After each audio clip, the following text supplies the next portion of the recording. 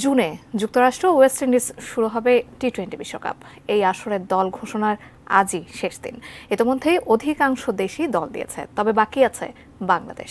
Mirpur Sherebangla cricket stadium থেকে এই বিষয়ে বিস্তারিত জানিয়েছেন আমাদের সহকর্মী মেহেদী হাসান মুন্না। আসন্ন জুনে যে টি-20 বিশ্বকাপটি যুক্তরাষ্ট্র এবং ওয়েস্ট ইন্ডিজে শুরু হতে চলেছে, সেই বিশ্বকাপের জন্য কিন্তু প্রস্তুতি চলছে। দল ঘোষণা করার শেষ দিন ঘোষণা, অথবা যেটি বলেন যে আইসিসিতে পাঠানোর শেষ দিন। ইতিমধ্যে কিন্তু বিসিবি সে দলটি আইসিসির কাছে পাঠিয়ে দিয়েছে, তবে সে দলটি কিন্তু এখনও গণমাধ্যম বা কোথাও তারা প্রকাশ করেনি। তবে যতটুকু জানা যাচ্ছে যে এই দলটিতে সাকিব এবং মাহমুদুল্লাহ জায়গা পেয়েছেন, তবে কার কপাল পুড়েছে সেটি আসলে বলা যাচ্ছে না।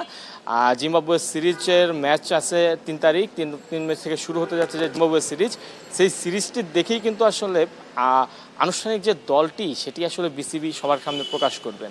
15 সদস্যের যে দল ঘোষণা হবে সেটি তারপরে ঘোষণা করবে 13 কিংবা 14 তারিখ।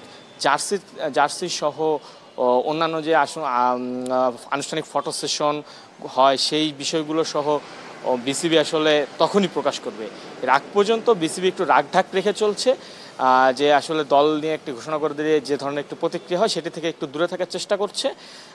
জিম্বাবুয়ে সিরিজটা আসলে দেখা হতে যাচ্ছে বিশ্বকাপ দলের যারা জায়গা পেতে চান তাদের জন্য কিছুটা অগ্নি পরীক্ষার মতোই, যে তাদের শেষ দেখা, এবং সে দেখার জন্যই কিন্তু এখন এই মুহূর্তে জাতীয় দলের যে নির্বাচক প্যানেল তারা কিন্তু চট্টগ্রামে আছেন। তারা সেখানে প্র্যাকটিস দেখছেন, তারা ম্যাচ দেখবেন, তারপর তারা একটি সিদ্ধান্তে পৌঁছাবেন আর কি তাদের দল নিয়ে।